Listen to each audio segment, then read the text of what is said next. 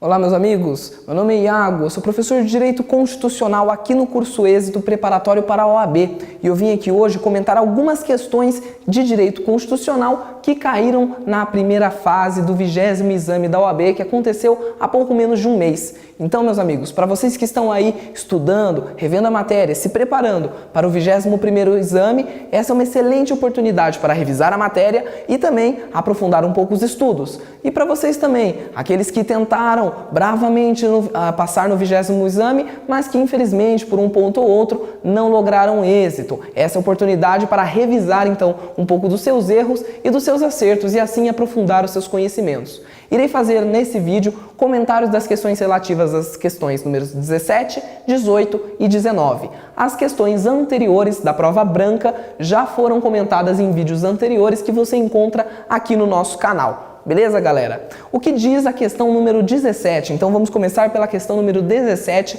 da prova branca. Se você não tem a prova, pode fazer o download por um link no site da FGV da OAB que está disponibilizado aqui no vídeo. Se você fez a prova, pode acompanhar no seu próprio caderno de questões, tudo bem? Vamos começar então pela questão número 17. A questão número 17 vai trazer uma hipótese que um senador da República vai se sentir incomodado com alguma doença transmitida por um mosquito.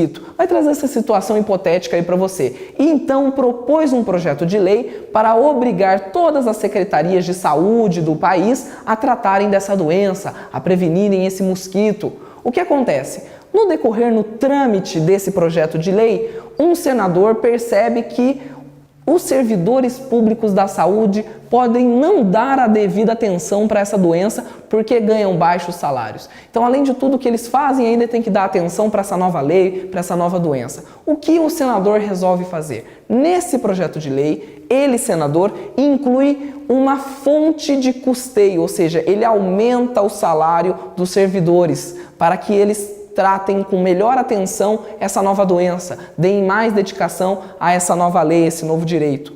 O que quer saber a lei? O que quer saber essa questão? Se essa lei, se essa inclusão feita pelo senador, ela é constitucional ou não. O que diz a primeira alternativa? A alternativa A vai dizer que o presidente da República, quando receber o projeto de lei, não terá motivos para vetar o projeto de lei por vício de inconstitucionalidade formal. Aí, meus amigos, nós vemos que a questão está incorreta, porque o presidente da República tem todos os motivos para vetar esse projeto de lei. Acabamos de dizer a razão, por inconstitucionalidade. Não pode o senador da República, seja ele, aliás, não pode um senador ou um deputado incluir num projeto de lei aumento de despesa. Só o presidente da República pode colocar no projeto de lei algo que aumente ou diminua onere a folha de pagamento. Por quê? Isso é matéria privativa do presidente da República estabelecida na Constituição Federal. Logo, o presidente da República tem todos os motivos para vetar esse projeto de lei. Tá certo, galera? Alternativa A, incorreta. Alternativa B vai dizer que o presidente da República, ainda que tenha sérios motivos para vetar o projeto de lei, o que é correto, poderá, no prazo da sanção ou veto presidencial, editar uma medida provisória. Então vejam, meus amigos, a alternativa B vai dizer que o presidente até tem a possibilidade, até tem razões para vetar esse projeto de lei. Só que enquanto ele aprecia se ele veta ou não, ele pode editar uma medida provisória e regulamentar aquilo que ele entende que é inconstitucional. Meus amigos, isso está expressamente errado, por expressa disposição constitucional. O artigo 62 da Constituição vai trazer as hipóteses de edição de medida provisória. Dentre as vedações à medida provisória, encontra-se aquela que não pode o presidente da República editar medida provisória sob matéria pendente de sanção ou veto. Logo, a alternativa B vai trazer justamente essa hipótese, que, pendendo sanção ou veto, o presidente edite uma medida provisória. É vedado, artigo 62 da Constituição. Logo, a alternativa B também está incorreta. Alternativa C, o presidente da República poderá vetá-lo por motivo de inconstitucionalidade material. O presidente da República pode vetar esse projeto de lei que estamos tratando por inconstitucionalidade material. Não, meus amigos, não se trata de inconstitucionalidade material. Material, matéria, o sujeito, o substantivo, o objeto, aquilo que a lei trata, não é inconstitucional. O que é inconstitucional é a forma que ele está sendo tratado. Então veja, não se trata de uma inconstitucionalidade material, da matéria, mas da forma. Trata-se de uma inconstitucionalidade formal. Logo, a alternativa C vai dizer: o presidente pode vetar por inconstitucionalidade. Está correto. Mas por inconstitucionalidade material, não. A inconstitucionalidade não é material, ela é formal. A alternativa C também está incorreta.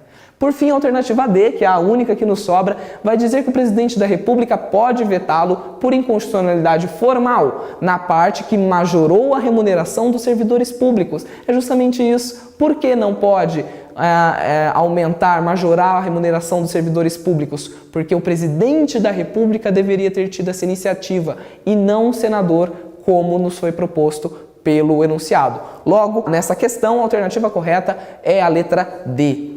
Na questão número 18, nós vamos para uma questão nova. Vai trazer para a gente um Estado-membro hipotético chamado de alfa, que esse Estado, por enfrentar dificuldades financeiras, tomou um empréstimo do governo chinês. Ele tomou um empréstimo da China.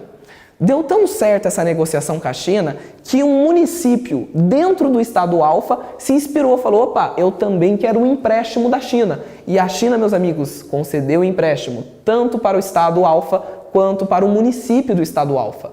Tranquilo, sem problema nenhum. Posteriormente, crise financeira, nem o Estado, nem o município conseguiram adimplir a sua dívida junto à China, junto ao Estado chinês. E o que fez os chineses? Ingressou com uma ação de cobrança aqui no Brasil. Foi executar o contrato, correto. A questão vai querer saber sobre competência. A princípio parece processo civil, mas a gente não pode esquecer que algumas questões de competência processual estão estabelecidas na nossa Constituição Federal. Então, é sobre isso que a questão quer saber. Qual a competência para cobrar o Estado alfa e cobrar o município? A gente precisa analisar quem são as partes nesses processos. Em ambos os processos, o Estado que executa é um Estado chinês, é um Estado soberano, é um país. Veja, logo, não se trata de uma justiça comum que vai julgar isso. Se trata de uma justiça especializada, de uma justiça que tem maior competência para julgamento desses litígios. E nós sabemos, meus amigos, que é a Justiça Federal a competente para julgamento desses litígios. O que nos resta saber? Qual instância inicial para processo dessa execução, dessa cobrança? Será a Justiça Federal de primeiro grau? Será um Tribunal Regional Federal? Será o STJ ou será o STF? Meus amigos, essas questões de competência estão disciplinadas para a gente nos artigos 102 e 109.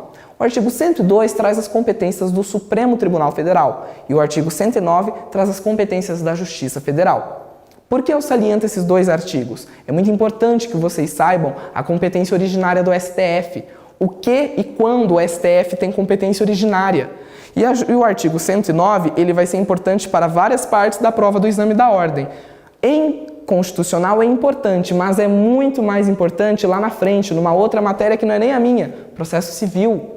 O artigo 109 define a competência da Justiça Federal e, meus amigos, agora a OAB vai querer saber, tanto lá no processo civil, como aqui no direito constitucional. Não há o que divagar nessa questão. Com esses dois artigos, nós eliminamos automaticamente todas as outras. Ao Supremo Tribunal Federal, o STF, compete processar e julgar as causas em que há, de um lado, um Estado estrangeiro e, de outro, um Estado nacional, um Estado membro, ou o Distrito Federal ou a própria União. Então veja, se a China quer processar a União Brasileira, vai processar, aqui no Brasil vai processar onde? No STF. Se quer processar o Estado de São Paulo, o Estado de Minas Gerais, ou no caso do problema, o Estado alfa, vai processar onde? No STF. Se a China quer processar o Distrito Federal, vai processar aonde? No STF. Logo, meus amigos, o litígio entre a China e o Estado alfa é no STF. Mas e agora? E entre a China e o município? O município não tem foro privilegiado. Olha as minhas aspas, não tem foro privilegiado. é no primeiro grau. Juiz federal é competente para julgar as ações em que o município é parte, mesmo que seja a China, a grande China, mesmo que seja um município. O município não desloca a competência da Justiça Federal para o STF. Logo, meus amigos, a questão é muito simples. Se a China quer processar o Estado alfa e o município, quais são as competências? O STF e o primeiro grau. A teor disso, vejam os artigos 102 e 109 da Constituição. A partir disso, nós podemos concluir na questão 18 que a alternativa A está incorreta, porque ela vai dizer que o STF é competente nos dois processos e nós já vimos que não é. A alternativa B vai dizer que o STF é competente para o julgamento do processo contra o Estado e o STJ é competente para o processo contra o município. Também está incorreto. A alternativa C vai dizer que o STF é competente para o processo da China contra o Estado, beleza? E o juiz de primeiro grau é competente do processo da China contra o município, cuja alternativa está correta, alternativa C. E por fim vai falar do Tribunal de Justiça. Meus amigos, Tribunal de Justiça é Justiça Estadual Comum, não nos interessa e já abordamos sobre isso. Logo, a alternativa correta é a alternativa C. Certo? E por fim, para a gente concluir a prova branca, nós vamos comentar a questão número 19, que vai falar do presidente da República, que teve lá uma discussão familiar, pegou uma arma e pum, matou o próprio primo. O que a questão vai querer saber? É uma questão muito simples. É possível o presidente da República ser processado no curso do seu mandato? Nós estamos vendo isso aí, é uma questão muito atual. A presidente da República está sendo processada hoje por crime de responsabilidade.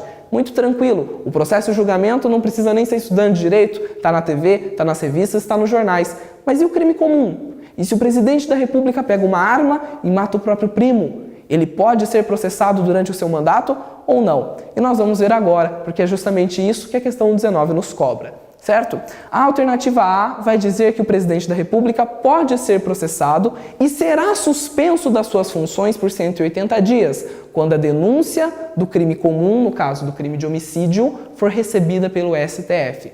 Vamos guardar. Alternativa B, que ele vai ser suspenso das suas funções se a denúncia for recebida pelo Senado. Alternativa C, se ele será suspenso das suas funções se a denúncia autorizada pela Câmara for recebida pelo Supremo. E por fim, alternativa D, ele não será criminalmente processado no curso do seu mandato e vai ter imunidade temporária à persecução penal. O que significa isso, meus amigos?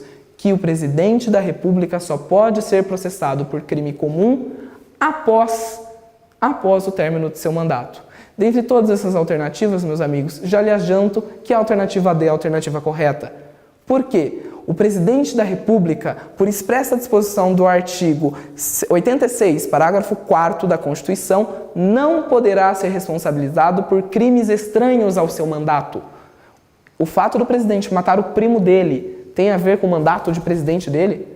Ou qualquer pessoa, que coisa horrível, mas qualquer pessoa é possível de matar o primo. Qualquer pessoa é passível de matar o primo. Ele não fez isso porque ele era o presidente. Ele fez isso porque ele deu um curto-circuito na cabeça dele, estava com uma arma, estava nervoso, pegou e matou. Vejam, atos estranhos ao exercício do presidente da República não podem ser imputados a ele no curso de seu mandato.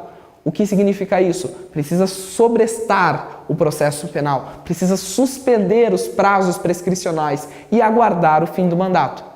Logo, nenhuma das 3 primeiras hipóteses trazidas pelo problema é válida. Nenhuma delas será válida. Por quê? Porque as 13 primeiras hipóteses, A, B e C, diz que ele pode ser processado desde que a denúncia seja recebida pelo Senado, pela Câmara, pelo STF. Fato é, meus amigos, que a alternativa D traz a alternativa mais correta, porque somente pode ser processado após o fim do mandato. Veja a respeito disso o artigo 86 da Constituição Federal. Meus amigos, espero ter esclarecido quaisquer dúvidas, aprofundado os estudos de vocês. Não deixe de curtir a nossa página no Facebook e o nosso canal no YouTube. Até lá!